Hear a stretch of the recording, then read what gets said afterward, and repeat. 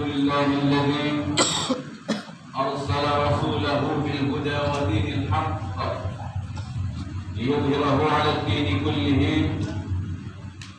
وكفى بالله شهيدا. أشهد أن لا إله إلا الله ولن نشرك بربنا أحدا، وأشهد أن محمدا عبده ورسوله الذي ينطق عن الهوى إن هو إلا وحي يوحى. والصلاة والسلام على نبينا ورسول الله محمد المصطفى وعلى أهله وأصحابه أهل الصدق والوفاء. فيا عباد الله، أوصيكم ونفسي بتقوى الله، فقد فاز من اتقى وفقد فاز فوزا عظيما. فقد قال الله تبارك وتعالى في القرآن الكريم وهو أصدق القائلين: أعوذ بالله السميع العليم من الشيطان الرجيم، بسم الله الرحمن الرحيم. يا أيها الناس اتقوا ربكم الذي خلقكم من نفس واحدة وخلق منها زوجها وبث منهما رجالا كثيرا ونساء واتقوا الله الذي تساءلون به والأرحام إن الله كان عليكم رقيبا. وقال رسول الله صلى الله تعالى عليه وآله وصحبه وسلم: اتق الله حيثما كنت وأتبع السيئة الحسنة تمحوها وخالق الناس بخلق حسن. سمعنا وأطعنا وغفرانك ربنا وإليك المصير. صدق الله العلي العظيم وصدق رسول النبي الكريم، ونحن على ذلك من الشاهدين والشاكرين والحمد لله رب العالمين. وبعد. Alhamdulillah, sejak awal kita tentunya memuji kebesaran Allah Jalla wa'ala atas segala limpahan nikmatnya yang telah dicurahkan pada kita semua. Allah Subhanahu wa ta'ala mencurahkan kenikmatan ini dengan tiada pandang bulu. Bahkan kita-kita yang berumur dosa ini, apalagi khatib, masih juga dicurahkannya berbagai kenikmatan duniawi yang tiada putusnya. Untuk itu, dengan kesempatan kali ini, dirajanya hari atau Sayyidul Ayyam, Yaumul Jum'ah, khatib mengajak kita semua sebagai perlambang bahwa kita ini bersyukur atas segala nikmat Allah. Maka marilah kita sadari bahwa nikmat yang paling tinggi, yang paling mulia, yang paling agung, yang paling segala-galanya adalah nikmat iman dan Islam. Kenikmatan duniawi yang kita rasakan memang ini adalah satu kenikmatan. Namun bila dibandingkan dengan nikmat iman dan Islam, maka nikmat duniawi ini tidak ada harganya sama sekali. Dalam berbagai dalil, Rasulullah SAW menyatakan bahwa nikmat dunia ini taruhannya bagaikan tetesan air laut yang menetes dari jari kita. Dalam sebuah riwayat yang satunya lagi, bahwa Rasulullah SAW mengibaratkan dunia bagaikan nenek-nenek bongkok. Dalam dalil yang lain, dunia pun diibaratkan bagai seekor kambing yang telah menjadi bangkai. Ini berarti dunia tidak ada artinya sama sekali. Bahkan dalam salah satu sebuah Rasulullah SAW bersabda, sebuah hadisnya, "Raka'ataini qabla subhi khairun min dunya wa ma fiha." 2 rakaat sebelum salat subuh atau qobliyah subuh atau salat fajar itu lebih baik nilainya, lebih tinggi kebaikan di sisi Allah daripada dunia dan segala isinya. Ini berarti kenikmatan dunia yang dirasa sesungguhnya tidak ada apa-apa bila dibandingkan dengan nikmat iman dan Islam. Maka kita mohon pada Allah agar nikmat iman dan Islam ini tetap tersemat dalam dada, tetap terpatri dalam jiwa, tetap menemani kita dalam setiap langkah dan gerakan. Amin ya rabbal alamin. Salawat salam senantiasa kita sajikan kepada Rasulullah Muhammad sallallahu alaihi wasallam, kepada segenap keluarganya, sahabatnya, Bapak Ibu guru kita, Bapak Ibu dosen kita, dan segenap aulia, serta semoga fadilahnya sampai kepada kita semua sebagai umatnya yang berusaha tunduk patuh pada ajaran beliau dalam mengabdikan diri kepada Allah Subhanahu wa taala. Jamaah rahimani wa rahimakumullah, sungguh satu kebahagiaan buat khatib pribadi, karena barangkali sudah kurang lebih hampir 3 tahun khatib di sini. Khatib berdomisili di kompleks Gereja Orang Indah 2. Dan ketika khatib tidak ada jadwal keluarga mengisi khatib seperti sekarang ini, mengisi khutbah seperti saat ini, maka khatib biasanya sholat di Masjid Miftahul Jannah ini. Seringkali khatib duduk di saf yang agak-agak belakang karena di depan sudah penuh. Namun dengan izin Allah, wasilahnya bertemu dengan ikhwah atau akhi atau saudaraku, yaitu Hafid Azizi atau dipanggil Aji, muazzin yang awal tadi. Alhamdulillah bertemu juga dengan yang kedua, disambungkan dengan bapak kita, Bapak Syafi'i. Alhamdulillah dengan izin Allah, khatib akhirnya berdiri di tempat ini. Semua tidak akan pernah terjadi atas dasar, kecuali atas dasar kudrah iradahnya Allah Taala. Mohon maaf kalau khatib berkhutbah dalam keadaan seadanya seperti ini, apalagi dengan fisik yang jamaah lihat. Tuan-tuan perhatikan, khatib adalah seorang tunanetra yang tidak bisa melihat, namun beginilah keadaan khatib, dan hanya modal keberanian khatib berusaha untuk tampil memberikan pelayanan yang terbaik untuk segenap jamaah dimanapun khatib bertugas. Alhamdulillah ini semua tidak akan pernah terjadi kecuali atas dasar kudrah iradah Allah, kehendak dan kemauan Allah, kekuasaan Allah. Inilah yang dapat menyebabkan semuanya terjadi. Barangkali tidak terpikir dalam hati jamaah sekalian betapa ada seorang khatib yang tidak bisa melihat berdiri di depan jamaah sekalian. Namun bagaimanapun keadaannya, tetap khatib harus menjalankan tugas walau dengan banyak kekurangan. Namun insya Allah khatib akan berusaha menjalankan tugas dengan sebaik-baiknya, sekemampuan khatib yang paling maksimal. Jamaah sekalian, kadang kita berpikir, seringkali kita terpukau dengan penampilan-penampilan yang sifatnya duniawi. Ali radhiyallahu taala anhu, Ali bin Abi Thalib radhiyallahu taala anhu, beliau pernah memfatwakan bahwa, menasihatkan pada kita semua, unzur maqala wa tanzur man qala. Perhatikanlah apa yang dia sampaikan, perhatikan apa yang dikatakan, jangan sekali-kali melihat siapa yang menyampaikan.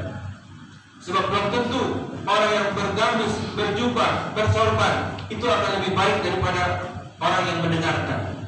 Pada jadi jamaah yang duduk di sana, kondisi keimanan, ketakwaannya, posisinya di hadapan Allah itu lebih baik daripada khatib yang berdiri di depan sini.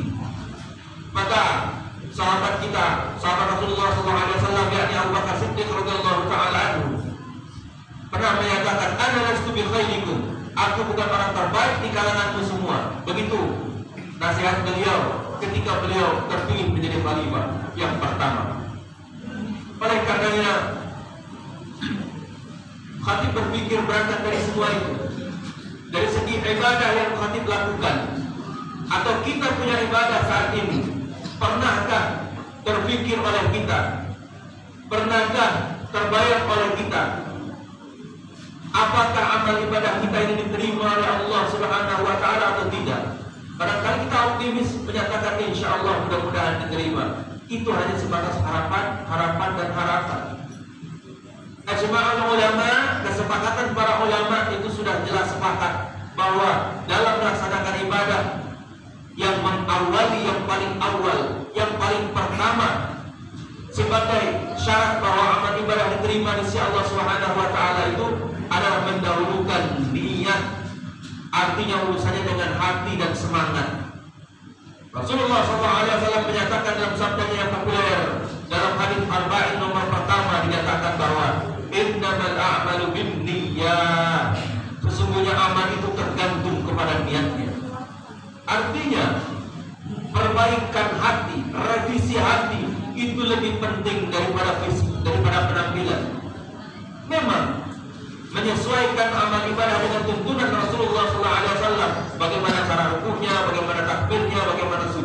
sholat kita itu penting, betul.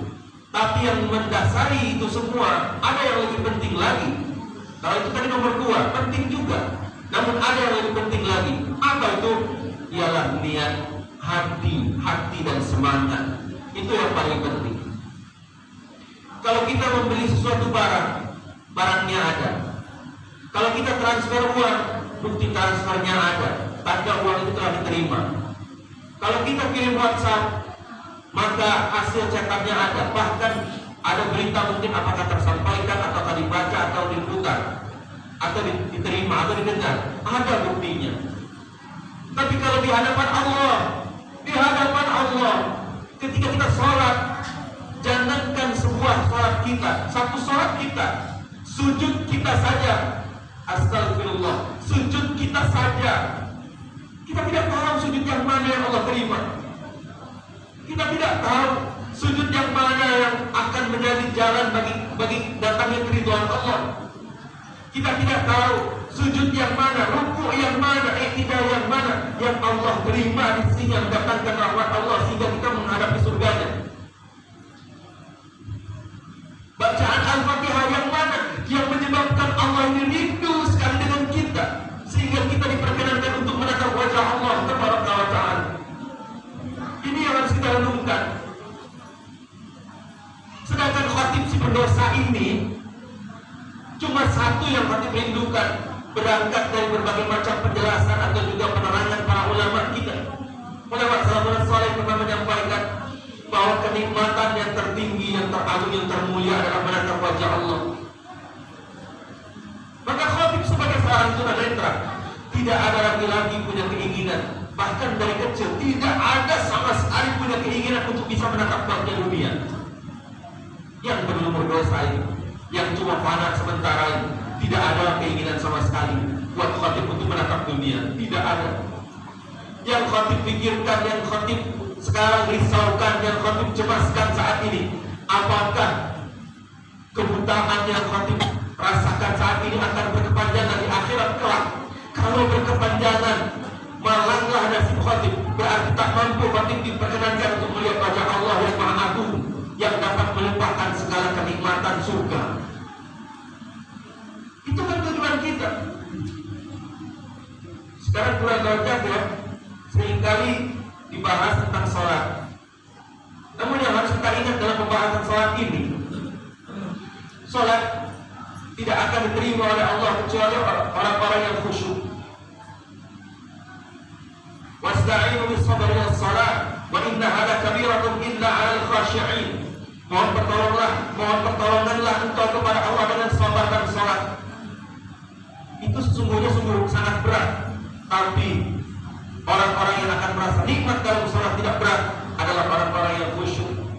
Bagaimana orang-orang yang khusyuk itu? Alladzina yadhunnuna annahum mulaqu rabbihim wa annahum ilaihi raji'un. Yang intinya adalah orang-orang ini yang khusyuk ini yang mengharapkan pertemuan dengan Allah. Sekarang tanyakan dalam hati kita, apakah kita mengharapkan pertemuan dengan Allah? Apakah kita bersedia untuk menatap wajah Allah? Memang kita mungkin ingin surga. Saya ingin di surga, saya ingin punya kenikmatan, pingin. Tapi ingatkah bahwa kita ini akan bertemu dengan Allah, dan itu adalah kenikmatan yang paling luar biasa, nikmat lezatnya. Kita akan kembali kepadanya. Sadarkah itu bahwa tujuan kita hidup di alam dunia ini ujung-ujungnya bertemu dengan Allah? Ini yang sering kita lupa. Tidakkah kita rindu dengan Allah? Dengan menghidupkan sunnah-sunnah Rasulullah SAW, ini menunjukkan bahwa kita akan disandingkan dengan Rasul tercinta kita dan akan menatap wajah Allah. Rindukah kita dengan itu? Maka para ulama mengajarkan sebuah doa, Allahumma inna nas'aluka atau Allahumma inni as'aluka. Ya Allah, sesungguhnya hamba memohon kepadamu ladzatan nazar bil wajhikal karim. Ya Allah, sesungguhnya hamba memohon kepadamu kelezatan dalam menatap wajah Engkau yang mulia. Semoga Allah mencurahkan kita, perkenankan kita. Inilah yang kami risaukan. Semoga Allah mencurahkan kita kesempatan untuk menatap wajahnya sebagai puncak kenikmatan tertinggi. Barakallahu wa lakum bil Qur'anil azim wa nafa'ani wa iyyakum billahi minal ayati wa dzikril hakim wa taqabbala minni wa minkum tilawatahu innahu huwas samiul alim. اللهم صل على سيدنا محمد وعلى آل سيدنا محمد.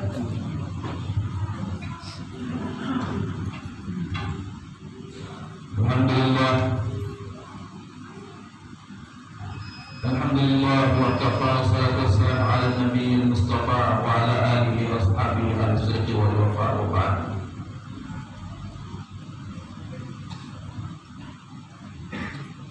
Ittaqullaha haqqa tuqatih wa la tamutunna illa wa antum muslimun. Sebelum kita berdoa, marilah kita merenungkan kesimpulan sedikit dari apa yang Habib sampaikan, bahwa ternyata ibadah kita perlu perbaikan.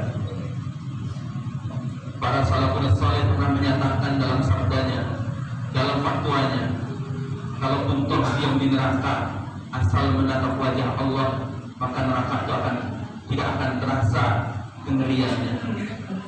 Maka mari kita citakan sekali lagi untuk kita perbaiki diri.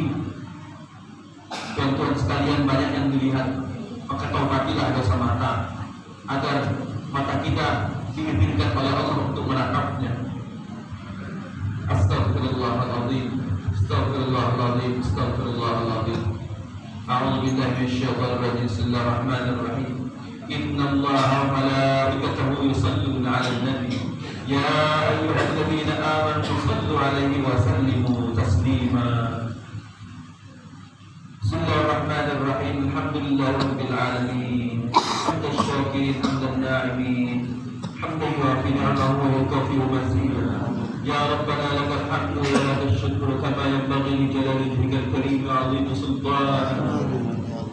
Allahumma salli ala Muhammad wa ala ali Muhammad kama sallaita ala Ibrahim wa ala ali Ibrahim wa barik ala Muhammad wa ala ali Muhammad kama barakta ala Ibrahim wa ala ali Ibrahim fil alamin innaka Hamidum Majid. Assalamu alayka ya Rasulullah, assalamu alayka ya Habiballah, assalamu alayka ya Nabiyallah. Allahumma ighfir warhamil mu'minina wal mu'minat wal muslimina wal muslimat al ahya'i minhum wal amwat. Allahumma ighfir lana dhunubana wa li walidina wa li ustazina warhamhuma kama rabbana shighara wa li jami'il mu'minina wal mu'minat wal muslimina wal muslimat al ahya'i minhum wal amwat. Allahumma inna nas'aluka لذة النظر لوجهك الكريم. اللهم إنا نسألك لذة النظر لوجهك الكريم. اللهم إنا نسألك لذة النظر لوجهك الكريم. اللهم ارفع عنا الغلا والوباء والفحش والمنكر والزلازل والنهال وسوء الفتن ما ظهر منها وبطن من بلدنا هذا إندونيسيا خاصة ومن بلدان المسلمين عامة يا رب العالمين إنك على كل شيء قدير. ربنا هب لنا من أزواجنا وذريتنا قرة أعين واجعلنا للمتقين إماما. ربنا آتنا في الدنيا حسنة وفي الآخرة حسنة وقنا عذاب النار وادخلنا جنة مع الله يا عزيز رب العالمين. وصلى الله على رسول الله محمد النبي الأمي وعلى آله وصحبه وسلم والحمد لله رب العالمين. عباد الله، إن الله يأمر بالعدل والإحسان وإيتاء ذي القربى وينهى عن الفحشاء والمنكر والبغي يعظكم لعلكم تذكرون. فاذكروا الله العظيم يذكركم واشكروه على نعمه يزدكم ولذكر الله عز وجل وأكبر والله يعلم ما تصنعون. أقم الصلاة.